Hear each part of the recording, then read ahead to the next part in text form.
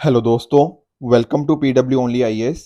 Date है आज की 17 अप्रैल 2023 एंड आप सभी का स्वागत है आज के प्रीलिम बूस्टर न्यूज़ डिस्कशन के अंदर।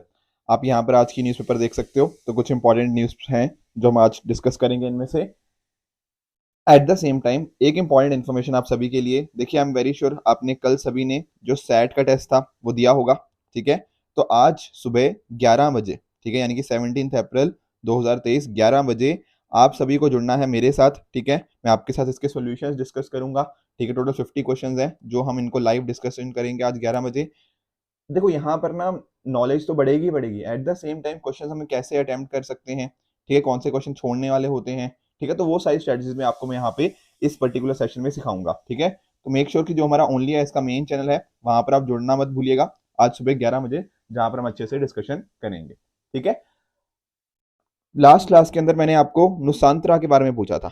देखो, इसके बारे में थोड़ा आप सभी ने आंसर्स भी दिए हैं कमेंट सेक्शन के अंदर, तो इसके बारे में थोड़ा मैं अगर आपको बताऊं ना, तो देखो, जो पहले इंडोनेशिया था उसकी कैपिटल देखने को मिलती थी हमें क्या, जकार्ता। पर अब वो शिफ्ट करी जा रही है कहाँ पर, यहाँ पर नुसांतरा। इसको आप ईस्ट कालीमंतान बोला सकते हो, ठीक है ना। ये दोनों नाम आपको ध्यान रखने हैं, ईस्ट कालीमंतान, यहाँ पर एक लोकेशन है नुसांतरा, ये पर्टिकुलर लोकेशन आपको ध्यान में रखनी है। अब आप लोग सोच रहे होंगे सर ये क्यों करा जा रहा है, ऐसा क्या रीजन है इसके पीछे का शिफ्ट करने का।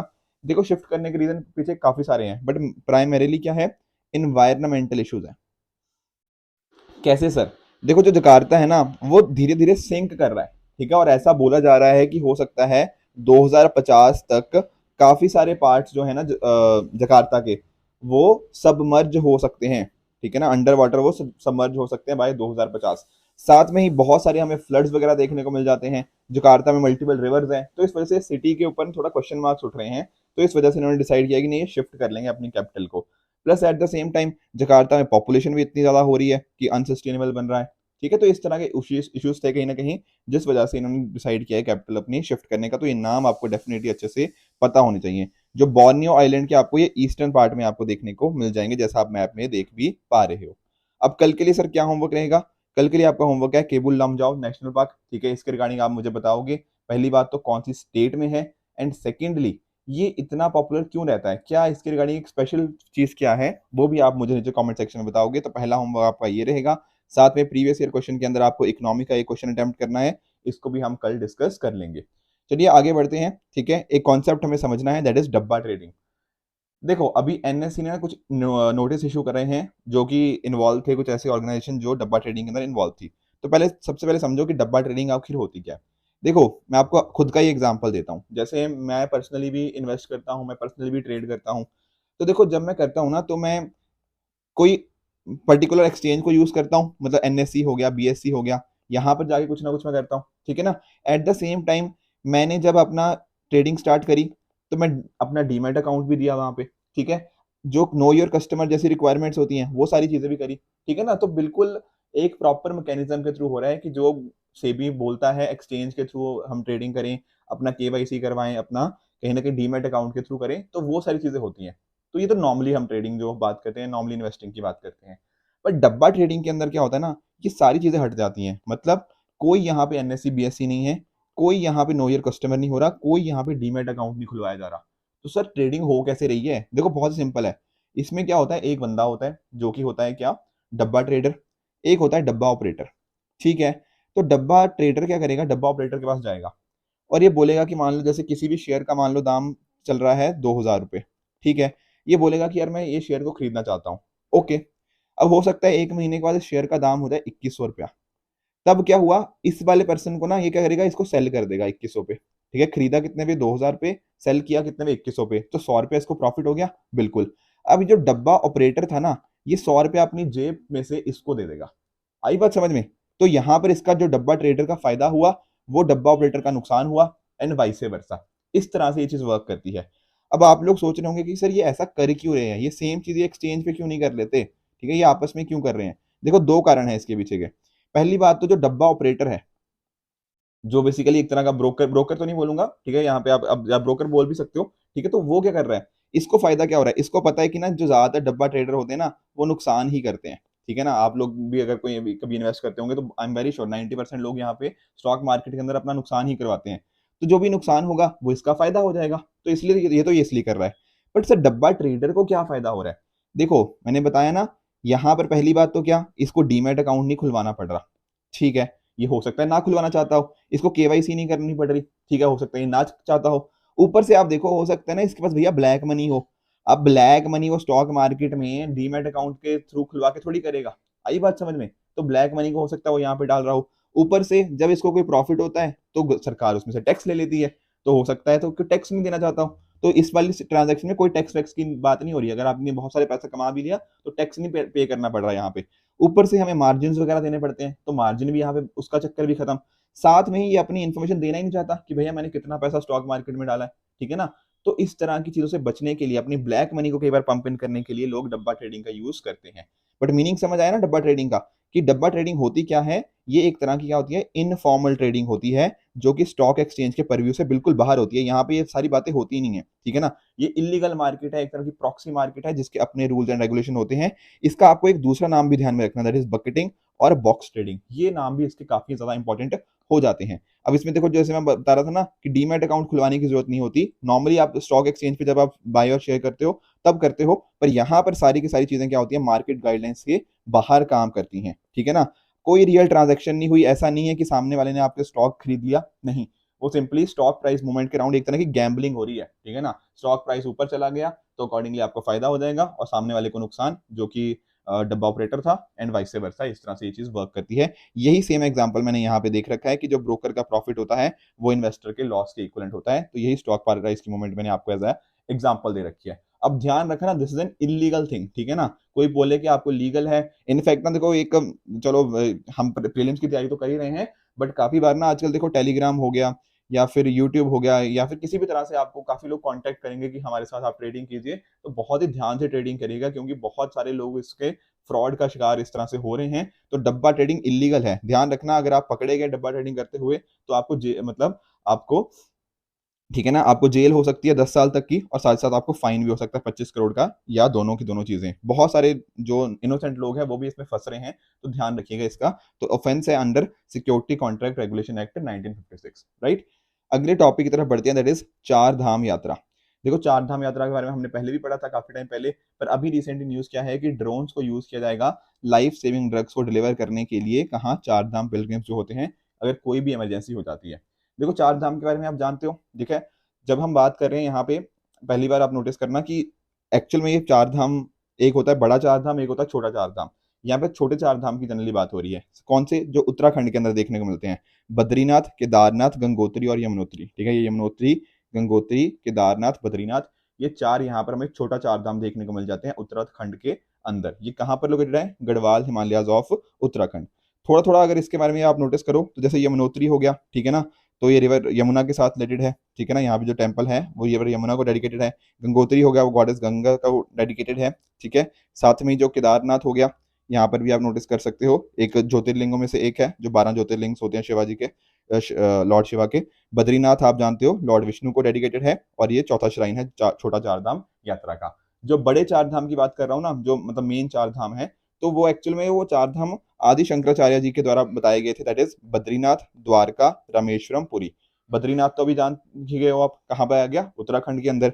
उसी तरह से द्वारका हमें देखने को मिलता है गुजरात के अंदर, रामेश्वरम हमें देखने को मिलता है तमिलनाडु के अंदर, एंड पुरी देखने को मिलता है हमें ओडिशा के अंदर। तो छोटा चार धाम एज वेल एज चार धाम यात्रा, दोनों के दोनों हमें पता होनी चाहिए। चारों का मैंने आपको यहाँ पे इमेजेस भी दे रखी हैं, राइट। नेक्स्ट हमारा टॉपिक है रिगार्डिंग बिहू डांस। अभी देखो क्या हुआ वीकेंड के पर ना, क्या हुआ, आई थिंक सैटरडे की बात है, सैटरडे संडे की बात है। तो उस दिन क्या हुआ कि Guinness book of world record के अंदर जो बिहू डांस था उसने एंट्री कर लिया है। कैसे कर ली है? क्योंकि यहाँ पर ना टोटल 11,000 से भी ज्यादा लोगों ने इसको परफॉर्म किया, ठीक है ना। यहाँ पे आप देख सकते हो डांसर्स एंड ड्रमर्स, ठीक है। 11,000 नासोनीस को डांसर्स बोलते हैं, और जो ड्रमर्स होते हैं उनको धूलियास बोलते हैं। इन्होंने यहाँ पे असम के सरूसा जाए स्टेडियम के अंदर यहाँ पे ये चीज परफॉर्म करी, एंड ये Guinness book of world record के अंदर आ गया। तो सब समझ गए होंगे कहाँ से डांस है, ठीक है। असम का सबसे पॉपुलर डांस है। ध्यान रखना, दोनों मेन भी परफॉर्म करते हैं इसको और वुमेन भी परफॉर्म करते हैं। अब जब असम का नया साल होता है ना, रंगोली बिहू जिसको बोलते हैं या बोहाग बिहू बोलते हैं, इसके टाइम पर इसको बिहू डांस को यहाँ पे परफॉर्म किया जाता है। कुछ और ना छोटी दो चार चीजें हैं जो आपको ध्यान में रखनी है। पहली बात है इनके जो ड्रेसिंग स्टाइल है, ठीक है ना। तो जो डांसर्स होते हैं ना यहाँ पे वो मेखला चादोर, ठीक है ना, मेखला चादोर करके इसको वियर करते हैं। मेखला क्या होता है? मेखला एक सिलेंड्रिकल शेप्ड आउटफिट होता है जो कि lower half of the body पे होता है, और चादोर होता है वो एक तरह से का शॉल होता है, ठीक है, आप नोटिस कर पा रहे होंगे। तो मेखला चादोर का आपका नाम ध्यान में रखना है। और ये जो बनते हैं ये मुगा सिल्क से बनते हैं, ठीक है। मुगा सिल्क क्या है? ये असम की एक तरह से की सिल्क है जो सिर्फ असम में ही प्रोड्यूस करी जाती है। तो ये कुछ पॉइंट्स हमें यहाँ पे पता होने चाहिए थे with regards to Bihu dance. Next हमारा टॉपिक है रिगार्डिंग गॉन्ड पेंटिंग। अब गॉन्ड पेंटिंग सर कहाँ सी है? गॉन्ड पेंटिंग आप जानते हो मध्य प्रदेश की है, ठीक है। अभी रिसेंटली क्या हुआ है, जो गॉन्ड पेंटिंग है ना उसको जीआई टैग मिल गया है, तो ये बात भी आपको पता होनी चाहिए। तो गॉन्ड पेंटिंग गॉन्ड ट्राइब से रिलेटेड है, मध्य प्रदेश का एक आर्ट फॉर्म हमें देखने को मिल जाएगा। जो पतनगढ़ विलेज है ऑफ दिंडोरी डिस्ट्रिक्ट, वहां से हमें इसका ओरिजिन देखने को मिलता है, इसके लिए बिल्कुल यहाँ पे फेमस है।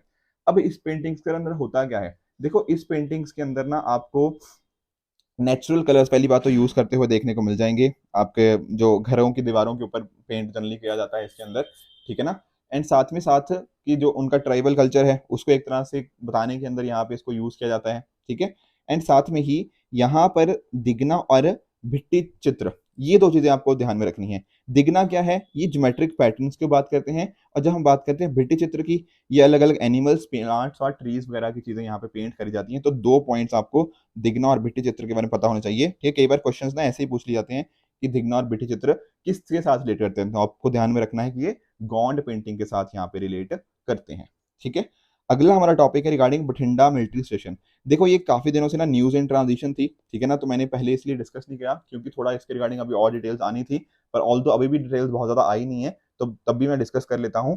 क्या हुआ है, जो बठिंडा का रेलवे स्टेशन है, ठीक है ना, एक फायरिंग हुई है वहां पे पंजाब के अंदर, वहां पे 4 आर्मी सोल्जर्स की यहाँ पे हमें किलिंग देखने को मिल जाएगी, ठीक है। तो थोड़ा ये जो मिलिट्री स्टेशन था एक तरह का, ठीक है, तो ये थोड़ा हमें देखना है कि क्या पॉइंट था, ठीक है। रेलवे स्टेशन में कह के मैं मिलिट्री स्टेशन था एक्चुअली, ठीक है। तो ये थोड़ा हमें यहाँ पे समझना है बठिंडा के मिलिट्री स्टेशन के बारे में। पहली बात तो कि बठिंडा के अंदर आप लोकेटेड है पंजाब के अंदर, ठीक है, आप दिल्ली से 280 किलोमीटर की दूरी पे है।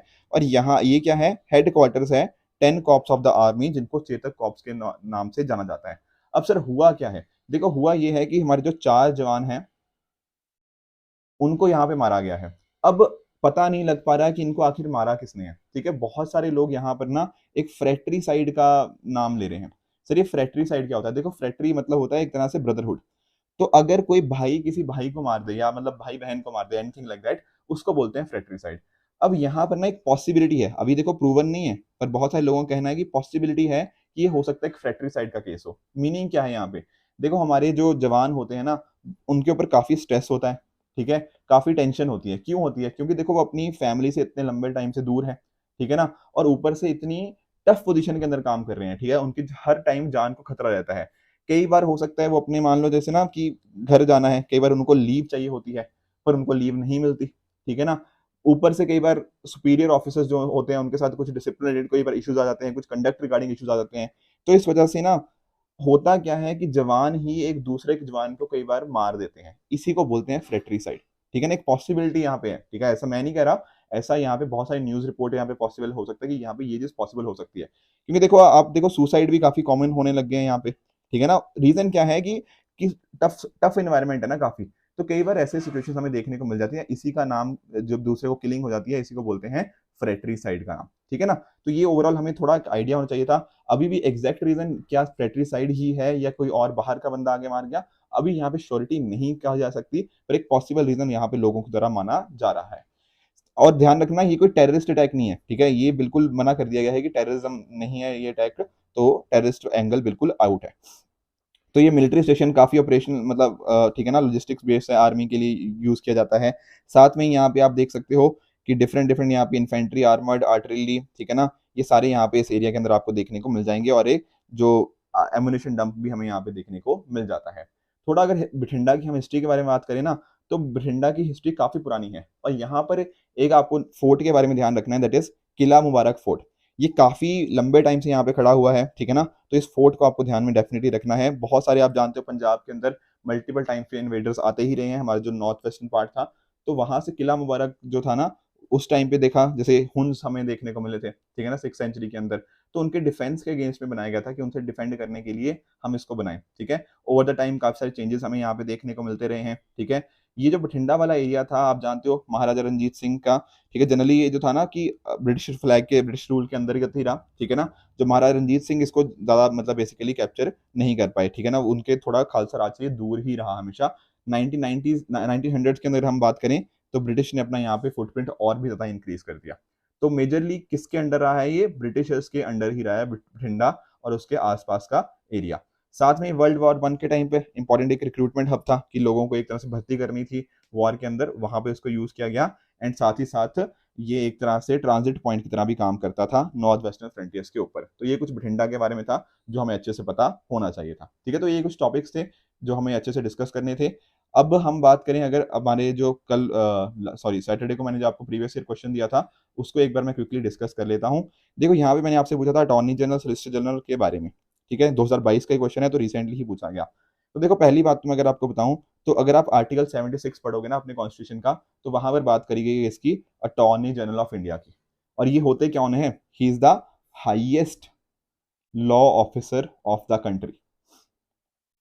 तो सर अगर अटॉर्नी जनरल ऑफ इंडिया ये होते हैं तो सॉलिसिटर जनरल ऑफ इंडिया क्या होते हैं? देखो ये जो सॉलिसिटर जनरल ऑफ इंडिया होते हैं ना, वो इनको एक तरह से असिस्ट करते हैं, ठीक है ना, अटॉर्नी जनरल को वो असिस्ट करते हैं ताकि वो अपनी ड्यूटीज को अच्छे से कर पाए। अब अटॉर्नी जनरल को देखो बहुत सारी पावर्स होती हैं, जैसे for example he has the right of audience in all courts, ठीक है। तो सभी कोर्ट, जितने भी इंडिया में कोर्ट्स हैं उनके पास राइट ऑफ ऑडियंस होता है। साथ में ही हमारे जो पार्लियामेंट के दोनों हाउसेज हैं, लोकसभा और राज्यसभा, वहां पर वो कुछ भी बोल सकते हैं, he is a right to speak. And साथ ही साथ इनकी प्रोसीडिंग्स में वो पार्ट ले सकते हैं, ठीक है। अगर कोई ज्वाइंट सिटिंग होती है वहां पर भी हो सकते हैं। जो हमारी पार्लियामेंट की वो कमेटीज होती हैं, ठीक है, पार्लियामेंट्री कमेटीज, मैंने कुछ दिन पहले आपसे डिस्कस भी किया था, तो वहां पर भी वो एज अ मेंबर पार्टिसिपेट कर सकते हैं। बट एक चीज ध्यान रखना है, उनके पास राइट टू वोट नहीं होता। कोई आपसे बोले ना कि उनके पास राइट टू वोट होता है, तो नहीं, पार्टिसिपेट कर सकते हैं मीटिंग्स के अंदर, he is a right to speak, वो प्रोसीडिंग्स के अंदर पार्टिसिपेट करेंगे, बट वोटिंग पावर्स उनके पास नहीं होती। जो भी मेंबर ऑफ पार्लियामेंट के पास अलग अलग प्रिविलेजेस होती हैं, अलग अलग कम्युनिटीज होती हैं, वो भी यहाँ पर अटॉर्नी जनरल ऑफ इंडिया के पास होती हैं। अब ध्यान में रखना, ये अटॉर्नी जनरल ऑफ इंडिया के पास तो होती हैं, पर सॉलिसिटर